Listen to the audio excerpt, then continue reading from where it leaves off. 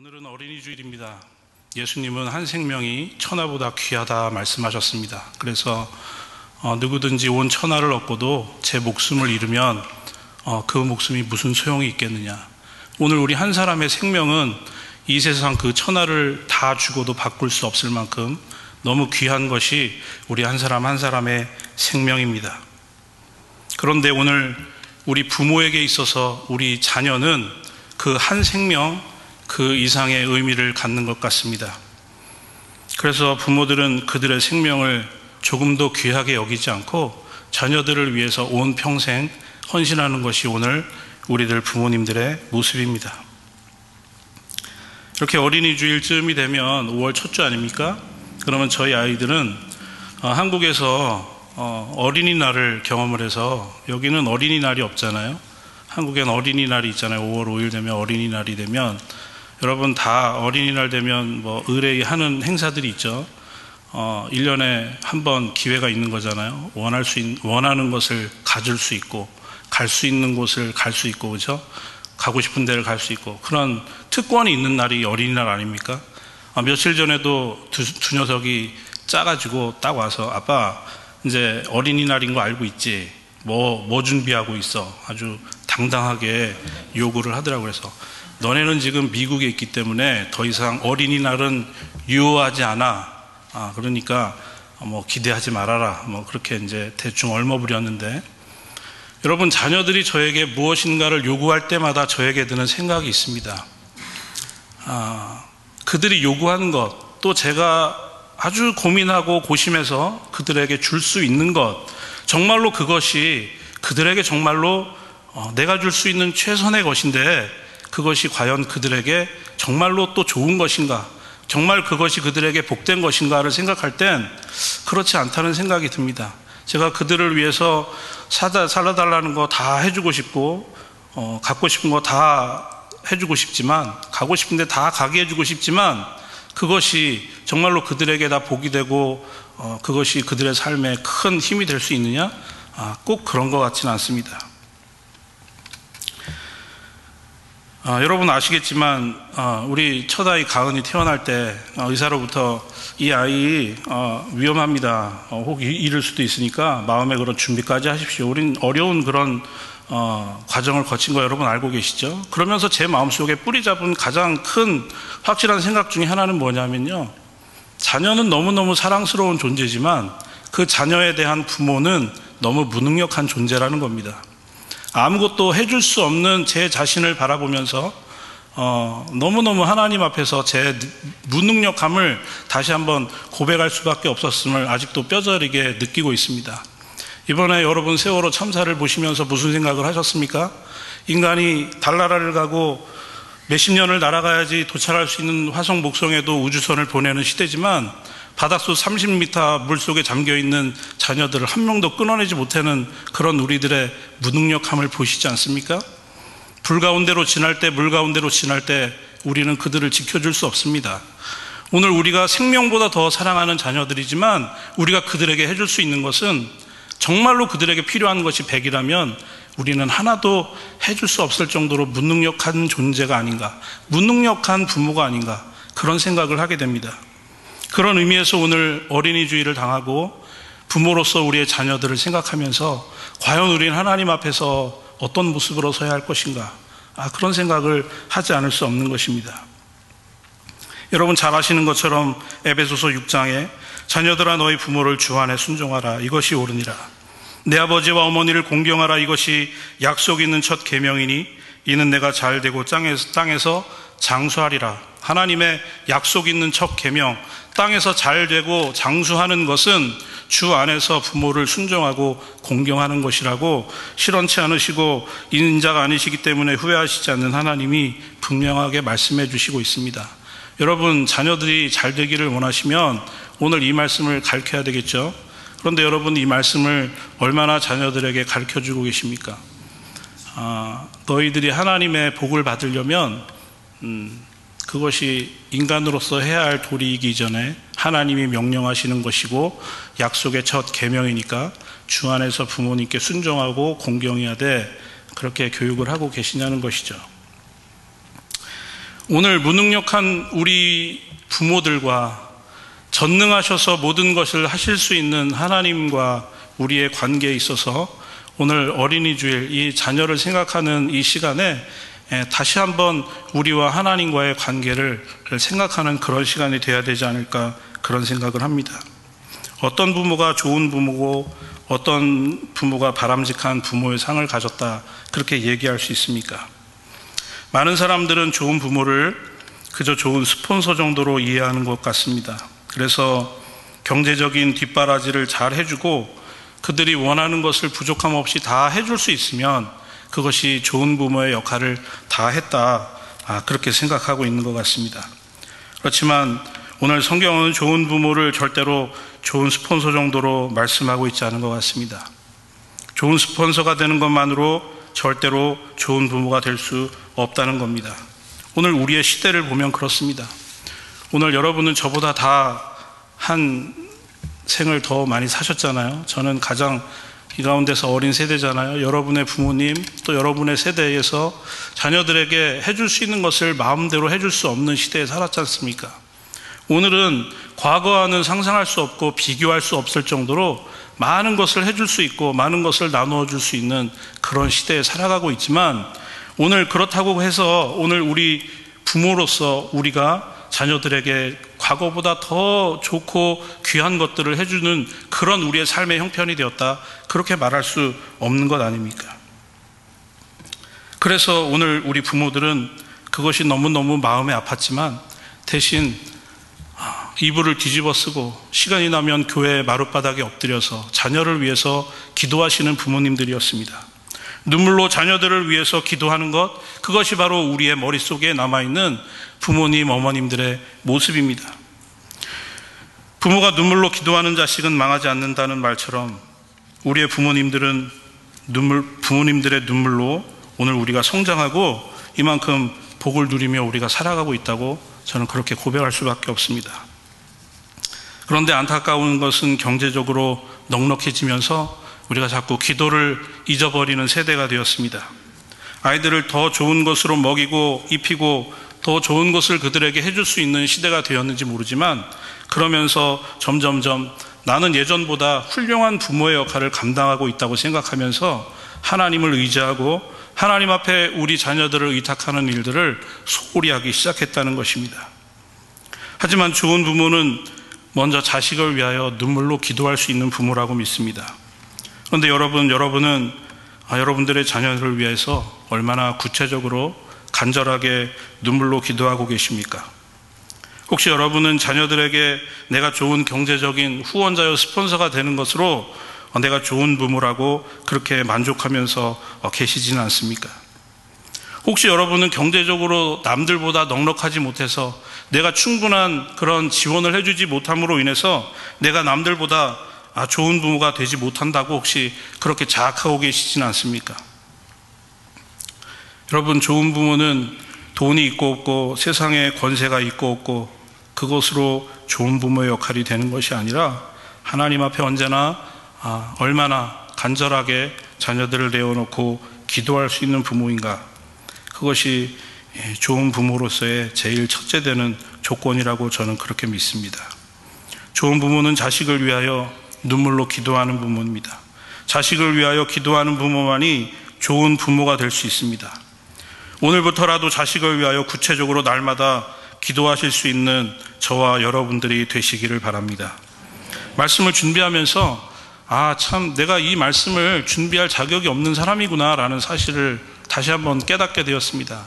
여러분 앞에서 제가 이렇게 말씀을 전하지만 저도 우리 아이들에게 하나님 중심, 말씀 중심, 기도 중심으로 얼마나 아이들을 키우고 있는가, 자꾸만 세상적인 그런 물질관과 그런 세속적인 가치관을 아이들에게 은연중에 심어줬지 하나님 중심으로 살아가는 그런 삶의 모습을 내가 얼마나 보여줬는가, 그런 생각을 하게 되었습니다. 독신으로 살았던 바울에게 있어서 디모데는 아들과 같았습니다. 너무너무 사랑하고 아끼는 존재였습니다. 오늘 디모데후서 우리가 1장을 읽었는데 아시는 것처럼 디모데후서는 바울이 목숨을 다하기 전에 가장 마지막으로 사랑하는 영적인 아들 디모데에게 썼던 편지입니다. 그 그 편지를 통해서 오늘 바울이 고백하는 것이 뭡니까? 그 춥고 어두운 그 무서운 감옥에서 죽음을 앞두고 있는 바울의 마음속에 위안이 되는 존재가 있었는데 그게 디모데였다는 겁니다. 아들과 같은 디모데. 그 아들을 생각할 때마다 바울은 너무너무 마음속으로 흡족했고 너무너무 기뻤고 그의 사역을 다 내주어도 좋을 만큼 그렇게 디모데는 바울에게 귀한 존재였습니다. 왜 디모데가 그렇게 바울에게 귀한 존재가 되었습니까? 오늘 말씀하는 것처럼 내 속에 어떤 믿음이 있습니까? 외조모 로이스와 어머니 유니게를 통하여 전해진 신실한 믿음, 거짓 없는 믿음을 생각할 때, 야, 디모데, 내가 너를 생각하면 정말 내 마음이 너무너무 좋다. 너무너무 정말 흡족하고 만족하다. 그 추운 감옥바닥에서도 디모데의 그 믿음을 통하여 믿음으로 말미암아 바울은 그렇게 기쁘고 만족한 것을 오늘 고백하고 있습니다. 여러분, 그 믿음이 어디서 왔습니까? 오늘 우리가 읽은 말씀처럼 외조모 로이스, 외할머니 로이스, 어머니 유니게를 통하여 오늘 디모데에게 전해졌다. 오늘 그렇게 말씀하고 있습니다. 오늘 이 적어도 3대에 걸쳐서 흐르는 이 디모데의 가정에 흐르는 이 믿음의 모습을 통하여 오늘 거짓 없는 믿음, 신실한 믿음, 오늘 죽음을 앞둔 바울을 정말 마음을 평안하고 흡족해 할 만한 그런 믿음을 소유했던 그런 디모데를 오늘 바라보면서 오늘 우리는 무엇을 위해서 또 무엇을 바라고 하나님 앞에 기도하고 간구해야 될 것인가를 오늘 발견했으면 좋겠습니다. 오늘 우리의 가정에 이렇게 디모데가 가졌던 거짓 없는 신실한 믿음, 이 믿음이 3대에 걸쳐서 흘러가기 위해서 중요한 것이 있는데 그것은 두말할 필요도 없습니다. 부모된 우리 모습이 중요합니다. 물론 가끔씩 자녀를 통하여 부모의 세대가 전도가 되고 복음화가 되는 것을 볼 수 있습니다. 그렇지만 이 성경의 아름다운 모습, 자연스러운 모습은 조상으로부터 시작해서 할아버지, 할머니, 아버지, 어머니, 자녀에 이르기까지 물이 위에서 아래로 흐르듯이 믿음의 모습들도 이렇게 위에서 아래로 흐르는 그런 모습이 자연스러운 모습인 것 같습니다. 우리가 읽은 부모를 주 안에서 공경하도록 그렇게 말씀하시는 것도 자녀를 위한 말씀이지만 동시에 우리 부모에게 주시는 말씀이죠. 자녀들에게 그렇게 가르치고 교육하라는 말씀이지 않습니까? 그래서 오늘 자녀를 대하는 우리들의 마음과 생각과 삶이 중요한 것입니다. 오늘 우리의 삶이 어떠냐에 따라서 우리의 자녀들의 삶과 가치관이 변할 수 있다는 것을 생각할 때 오늘 우리는 함부로 하나님 앞에서 경고망동할 수 없다는 것입니다. 성경 어디를 봐도 그렇고 우리 주변을 봐도 그렇습니다. 어떤 가정은 믿음으로 날마다 든든히 세워져 가는 그런 가정이 있는가 하면 어떤 가정은 믿음이 끊어지고 믿음이 사라져가는 그런 안타까운 모습을 보게 되는 것입니다. 그렇다면 어떤 믿음이 우리 자녀들과 후손에게 이어지겠습니까? 거짓이 없는 이 소중한 믿음이 어떻게 디모데의 가정에 흐르게 되었겠습니까? 우리는 어떻게 보면 답을 다 벌써 알고 있죠.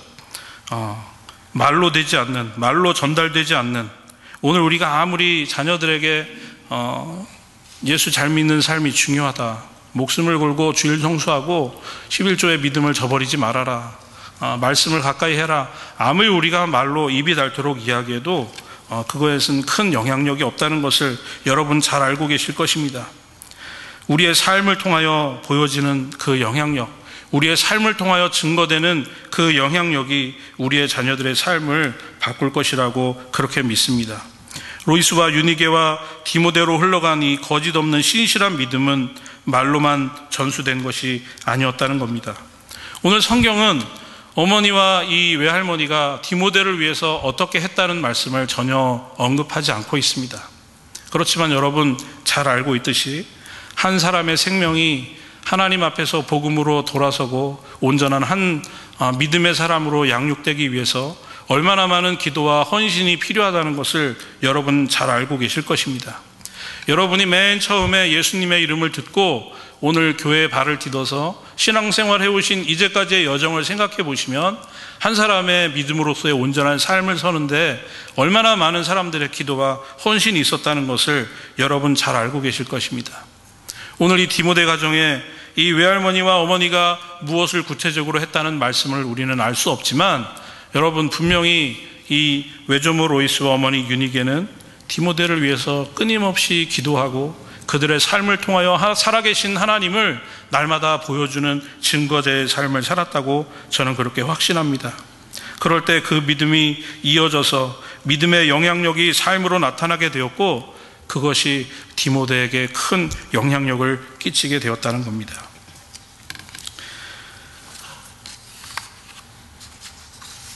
오늘 바울이 디모데에게 말씀합니다. 디모데야, 너는 내 영적인 아들이다. 넌 정말 좋은 사역자다.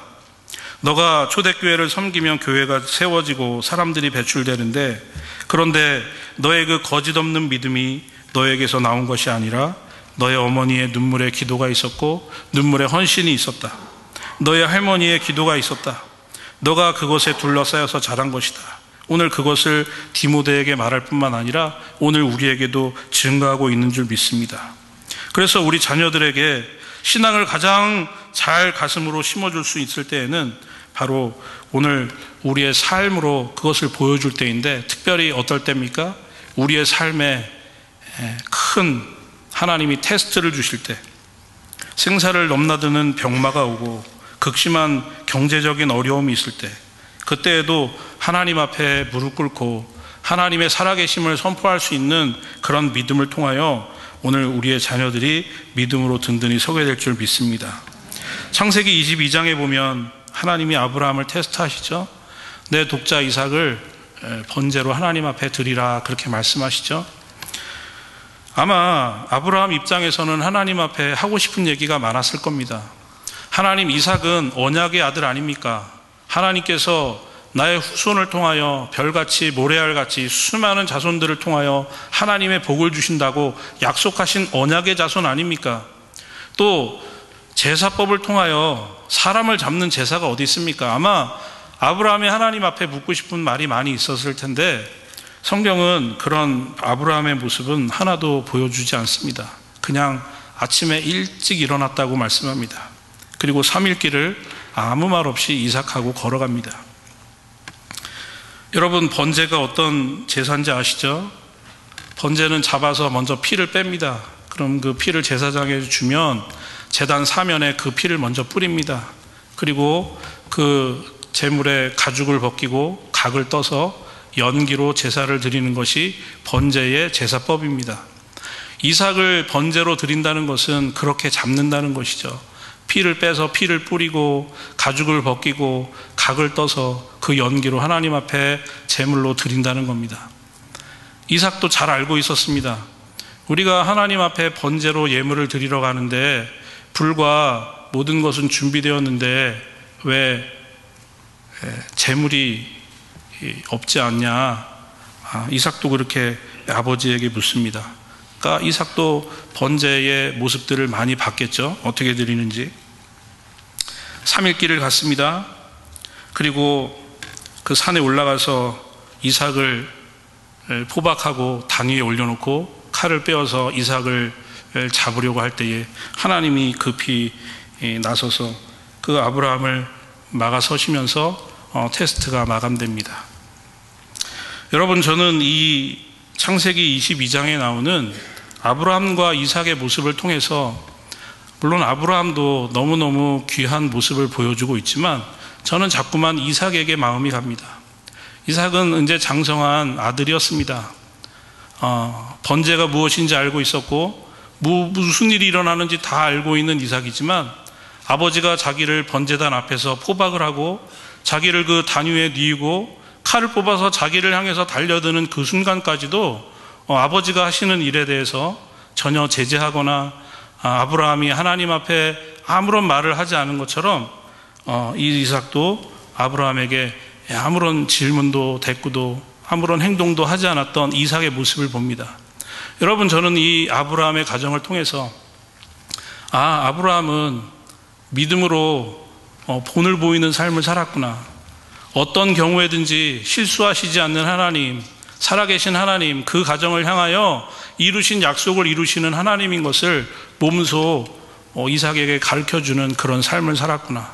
그래서 이삭은 그 죽을 수 있는 상황 속에서도 하나님을 신뢰하지만 또 아버지를 끝까지 신뢰함으로 자기에게 달려오는 그 칼을 보면서도 그냥 묶인 상태로 그 번제단에 누워 있을 수 있었다는 겁니다.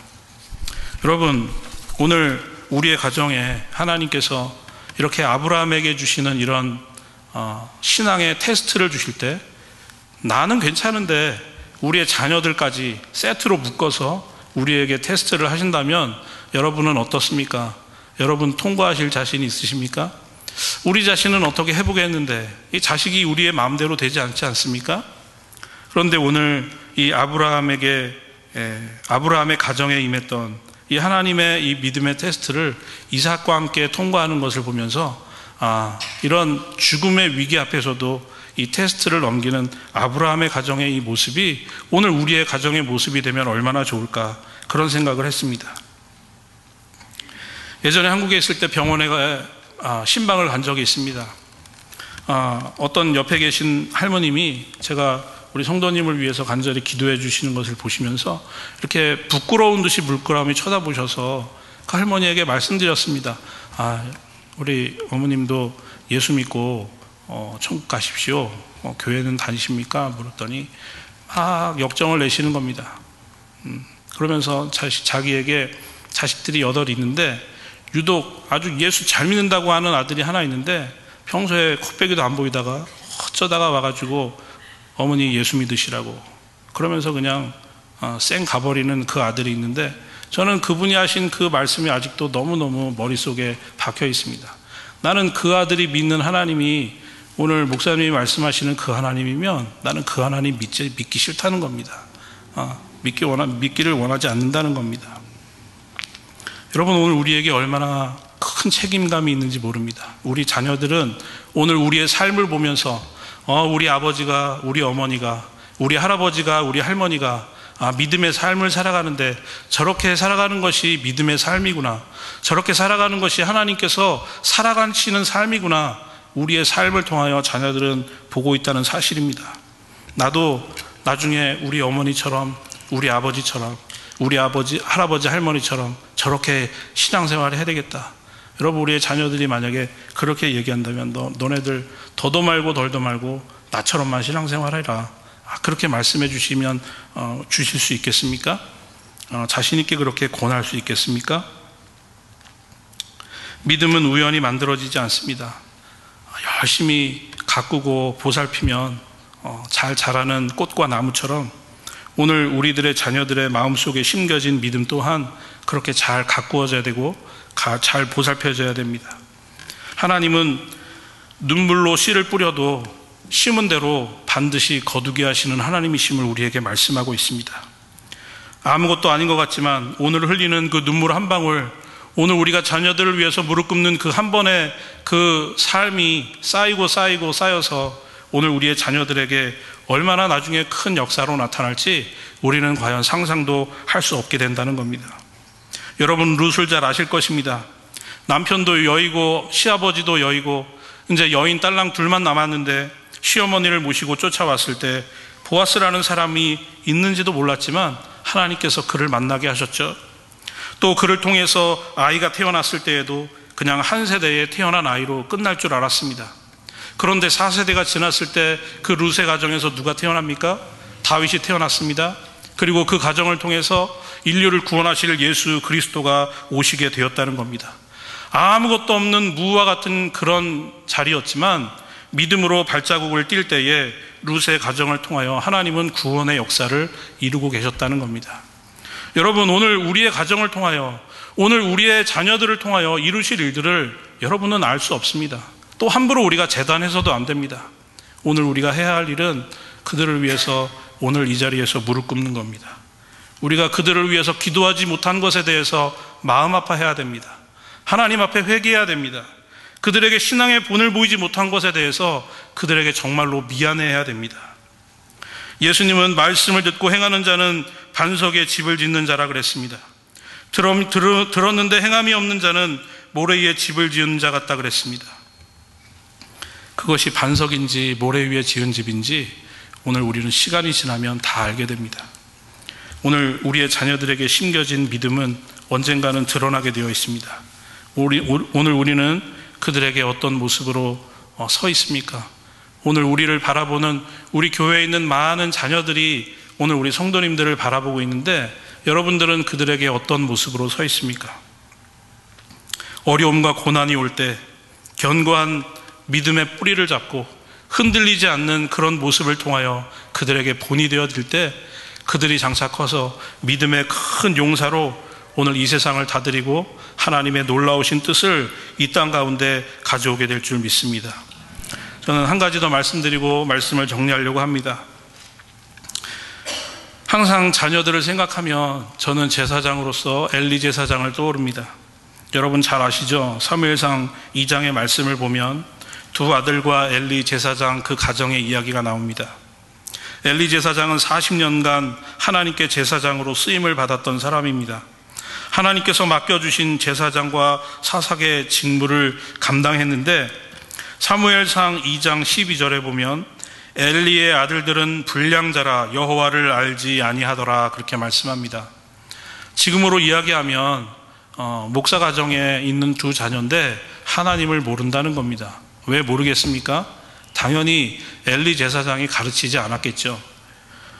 그러면서 13절 이후에 보면 하나님께 제사를 가지고 나온 사람들에게 하나님께서 정하신 규정과 절차를 다 무시하고 하나님의 몫인 기름을 태워서 드리는 그 제사 이전에 자신들의 몫을 달라고 뻔뻔하게 나와서 요구하는 그 두 아들의 모습을 볼 수 있습니다.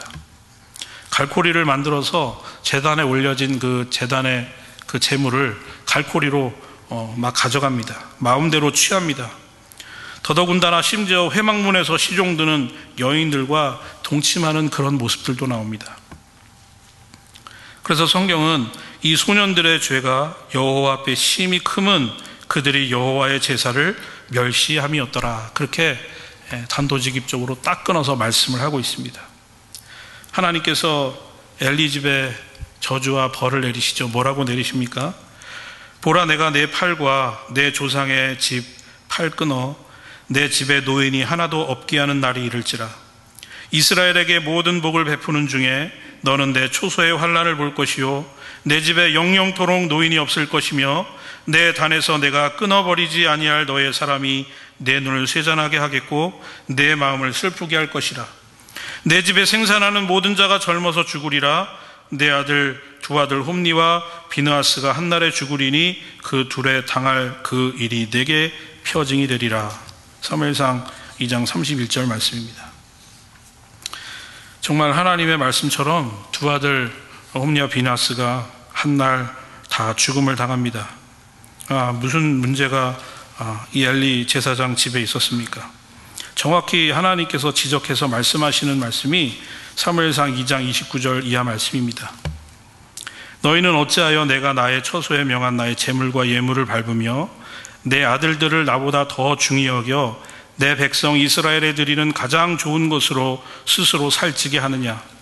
그러므로 이스라엘의 하나님 나 여호와가 말하노라. 내가 전에 내 집과 내 조상의 집이 내 앞에 영영히 행하리라 하였으나 이제 나 여호와가 말하노니 결단코 그렇지 아니하리라. 나를 존중히 여기는 자를 내가 존중히 여기고 나를 멸시하는 자를 내가 경멸히 여기리라. 우리들은 모두 우리의 생명보다 우리의 자녀를 사랑합니다. 그렇지만 그 사랑이 하나님을 앞설 수는 없다는 겁니다. 오늘 엘리 이 제사장의 가장 큰 문제는 오늘 하나님이 말씀하신 것처럼 내 아들들을 나보다 더 중히 여긴다는 겁니다. 그가 제사장이었기 때문이 아니라 오늘 하나님의 앞에 선 우리의 모든 사람들의 마음가짐이 이래야 된다는 겁니다. 너의 자녀가 너무너무 소중하고 사랑스러운 자녀라 할지라도 그를 향한 사랑이 나보다 더할 수는 없다는 겁니다. 여러분 오늘 여러분들의 자녀를 사랑하시죠? 여러분들의 자녀를 사랑하신다면 오늘 이 말씀에 근거해서 여러분이 사랑하시는 그 자녀들을 사랑하시는 그것보다 더 하나님을 사랑하십시오. 그것이 바로 여러분의 자녀를 사랑하시는 길이 된다는 겁니다. 단어적인 말씀이지만 진정한 의미에서의 자녀 사랑, 그것은 바로 하나님 사랑이라고 하는 말씀입니다.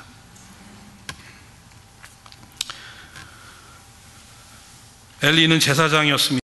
그럼에도 불구하고 우선순위는 하나님이 아니라 그 아들들을 더 귀하게 여기는 그런 삶을 살 때 그는 하나님 앞에 가정교육도 실패하고 그의 사역도 실패하는 참 비참한 제사장이 되었던 것을 우리가 말씀을 통해서 봅니다. 오늘 우리 자녀들이 죽고 망하는 것은 좋은 대학에 가지 못하고 돈을 많이 벌지 못하고 좋은 대학에, 좋은 직장에 가지 못하고 세상이 누리는 그런 큰 부와 명예를 누리지 못해서가 아니라 오늘 우리가 하나님을 올바로 가르치지 못해서 그렇다는 사실을 여러분 기억하실 수 있기를 바랍니다. 이번 세월호 사건을 보면서 여러분은 어떤 생각을 하십니까? 많은 사람들이 그 배에서 뛰어내린 선장과 그 승무원들을 욕하셨죠. 어떻게 저럴 수 있냐고. 수많은 사람들 배에 남겨놓고 어떻게 먼저 살겠다고 뛰어내릴 수가 있냐고. 그렇게 비난하는 것이 너무 당연하죠. 왜냐하면 그것이 그들의 의무이기 때문에, 그죠? 끝까지 배에 남아서 한 명까지라도 다 배에서 내릴 때까지 그들을 챙겨줬어야지. 그들의 사명을 저버릴 때 우리는 얼마나 많은 비난을 그들에게 퍼붓습니까? 그런데 여러분들에게도 똑같은 사명이 있다는 사실을 여러분 알고 계십니까? 우리가 선장을 비롯한 승무원들을 향해서 그렇게 손가락질 많이 했지만 오늘 여러분들은 어떻습니까? 오늘 우리 자녀들을 통해서 오늘 우리 자녀들이 살 길이 있는데, 오늘 죽고 망하는 길에 있는 우리 자녀들이 살아날 길이 있는데 전혀 그것에 관심을 두지 않고 잘하고 있어, 내가 세상적으로 더 해주지 못한 것에 대해서 내가 너무 미안해, 오히려 엉뚱한 이야기로 우리의 자녀들에게 어떤 그런 세상의 가치관만을 주고 있지는 않냐는 것입니다. 오늘 우리가 하나님 앞에 섰을 때 뭐라고 우리에게 말씀하시겠습니까? 아마 세월호 선장보다도 더 혹독한 그런 비난이 오늘 하나님께서 우리에게 해주시는 비난이 아닐까, 저는 그런 생각을 합니다. 여러분, 말씀드린 것처럼 생명은 천하보다 귀합니다. 우리의 자녀들은 말할 것도 없습니다. 그 자녀들을 위해서 여러분, 우리가 할 것이 아무것도 없습니다. 하나님, 우리의 자녀들을 불쌍히 여겨주시고 내 삶을 불쌍히 여겨주셔서 우리의 삶이 그들에게 믿음의 본이 되게 하시고 그들이 내가 걸어갔던 그 길을 걸어가도 부족함이 없을 수 있도록 우리의 삶을 인도해 주시기를 원합니다. 그것이 오늘 우리가 해야 할 하나님 앞에서의 기도의 간구의 내용이 아닌가, 그런 생각을 합니다. 내 백성이 지식이 없으므로 망하는도다. 내가 지식을 버렸으니 나도 너를 버려 내 제사장이 되지 못하게 할 것이라. 내가 내 하나님 율법을 잊었으니 나도 내 자녀들을 잊어버리리라. 호세아 선지자를 통해서 하나님 말씀하고 계십니다. 하나님이 함께 하시지 않는 인생은 죽은 목숨입니다. 아무리 자녀를 사랑해도 세월호 밑에 깔아앉은 그 자녀들을 꺼낼 수 있는 사람이 이 세상에 한 명도 없었습니다. 우리 자녀들이 앞으로 걸어갈 불과 같은 길, 물과 같은 길, 오직 보호해 주시고 인도해 주실 분은 하나님이신 것을 우리가 고백한다면 우리는 오늘부터 기도의 자리를 쉬지 말아야 되겠습니다. 그들을 위해서 믿음의 본을 보이기 위해서 목숨 걸고 하나님의 말씀 앞에 서야 하는 일에 게을리하지 말아야 되겠습니다. 그것이 오늘 어린이 주의를 당하는 우리 부모로서 우리의 삶의 자세가 아닌가, 그런 생각을 하게 됩니다. 여러분, 오늘 이 하루를 지내시면서 우리 자녀들을 대하시면서 여러분 마음속으로 다시 한번 다짐하시기 바랍니다. 그리고 하나님 앞에 기도하시기 바랍니다. 이제까지 내가 너를 위해서 많이 기도하지 못한 것 너무 미안하다. 내가 삶으로 본이 되어주지 못한 것 너무 미안하다. 이제 하나님 나를 불쌍히 여겨주셔서 나의 삶을 통하여 우리의 자녀들이 믿음으로 온전히 설 수 있는 그런 삶으로 저를 하나님 불쌍히 여겨주시고 인도하여 주시옵소서. 우리의 자녀들을 그렇게 불쌍히 여겨주시옵소서. 기도하실 수 있는 저와 여러분들이 다시 되실 수 있기를 간절히 기도합니다. 기도하겠습니다. 하나님 감사합니다. 우리에게 생명과도 같은